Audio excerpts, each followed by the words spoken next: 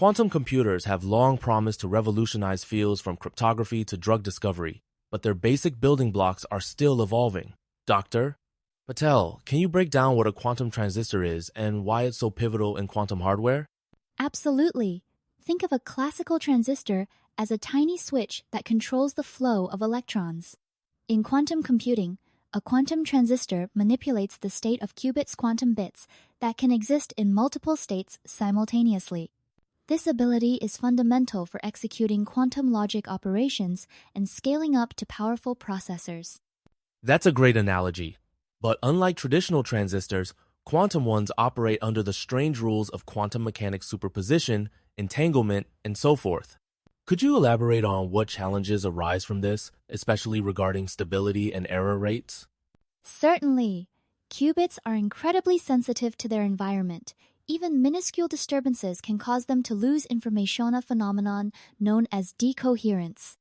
This fragility means quantum transistors must not only control qubit states, but also shield them from errors, a task that's proven technically daunting over the past decade. So, as we transition to the next segment, it's clear that robust, precise control mechanisms are crucial. Let's dig into how microwaves are changing the landscape for quantum transistors. Traditionally, lasers and elaborate hardware have been used to manipulate qubits, but this comes with significant complexity. Dr. Patel, what sets microwave control apart, and why is it considered revolutionary for quantum transistors? Microwaves offer a more accessible and scalable way to interact with qubits. Unlike lasers, which require precise alignment and can introduce heat and noise, microwaves can be routed through standard electronics and provide high-precision control. This reduces system overhead and makes integration with existing chip technology much easier. That's fascinating. I've read that the reduction in hardware complexity also translates to lower error rates. Could you explain, perhaps with an analogy, how microwaves reduce these errors compared to other methods? Imagine trying to keep a spinning top balanced using gusts of wind versus gentle, steady puffs of air. Lasers can be like those unpredictable, gust-powerful but tricky to manage, whereas microwaves are the steady puffs, providing consistent, less disruptive control. A recent study from MIT found error rates drop by 30% when using microwave-driven gates versus optical ones. That's a significant improvement. As we consider these technical advances, it's worth exploring how they address the reliability issues that have held quantum computers back so far.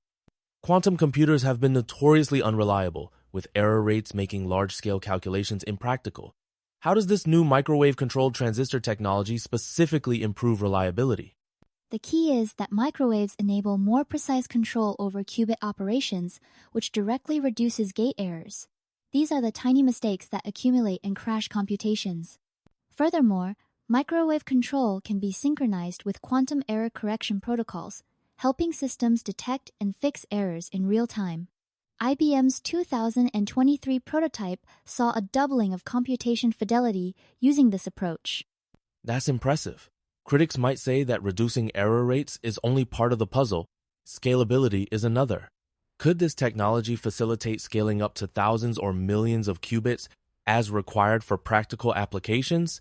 Excellent point. Microwaves can be distributed across chip arrays using standard fabrication techniques, much like those in conventional electronics. This opens the door to mass manufacturing quantum processors, something previous laser-based approaches struggled with. Hypothetically, a single rack-size system could house thousands of microwave-controlled qubits operating in harmony. It's clear this shift could be transformative. Next, let's examine what this means for real-world quantum applications. With these microwave-controlled transistors, we're inching closer to practical quantum computers.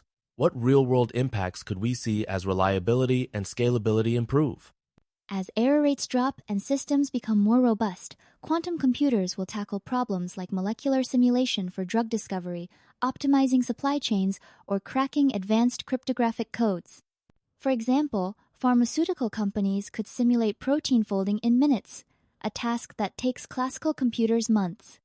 That's a game changer for numerous industries. Are there any hurdles, technical or economic, that could impede this transition to mainstream quantum computing?